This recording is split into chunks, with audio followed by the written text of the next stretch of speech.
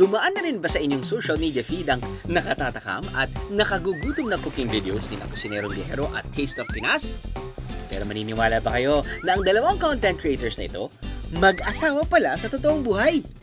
First time naming pinakita sa mga tao na magkasama kayo together. Hindi nila alam na kayo yung ex-boyfriend, ex-girlfriend.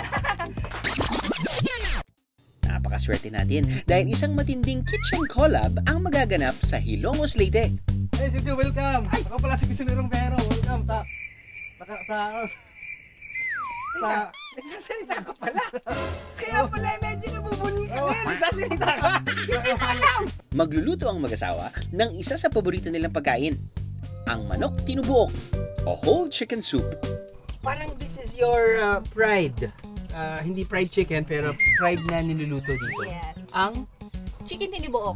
yun. Siyempre, hindi po mawawala yung chicken, whole Manok? chicken natin. Kasi yung tinibuok means whole chicken. Whole chicken. Kailangan po bang native chicken ito? Ang sarap po pag native. Tapos hindi po mawawala yung luya, tanglad, Tanglad. buyas, yes.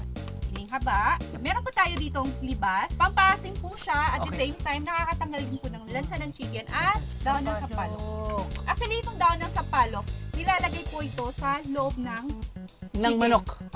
May nakalagay na po sa loob. Maglalagay muna tayo ng Tubig. Tubig. Kung hindi nagsasalita si Kusinerong Biyahero, hindi naman nagpapakita sa kanyang mga vlog si Taste of Pinas.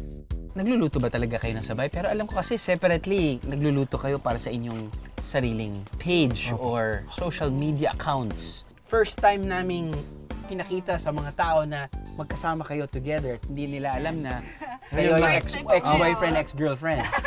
Yes, first time po. Separate po kami ng page. Yung sa akin po, yung content ko is more on panegosyo recipes, home Panegosyo. cooked meals. Yung sa kanya naman po is counter side cooking. Kaya ang ganda ng view nyo dito. Opo. Okay. Pero sa content niya po, hindi po ako kasama or hindi po ako Hindi ka Ako nagpapalala. lang yung videographer.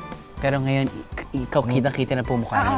Ah, Kita-kita na po mukha niya. Habang hinihintay na maluto ang manok tinibuok, ang ating mysterious vloggers, mas kikilalanin pa natin. At para malaman din natin kung, I guess, how well you know each other, magkaroon tayo ng konting mabilis na Q&A. Okay? Sino sa tingin nyo ang mas magaling magluto?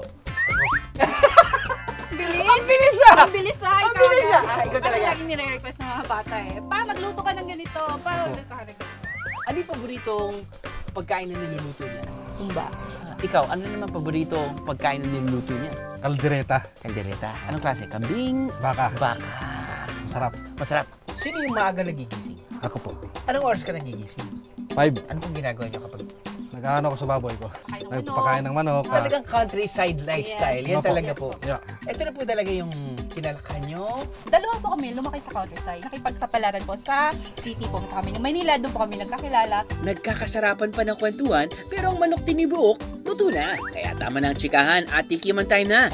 Kain, Biyeros!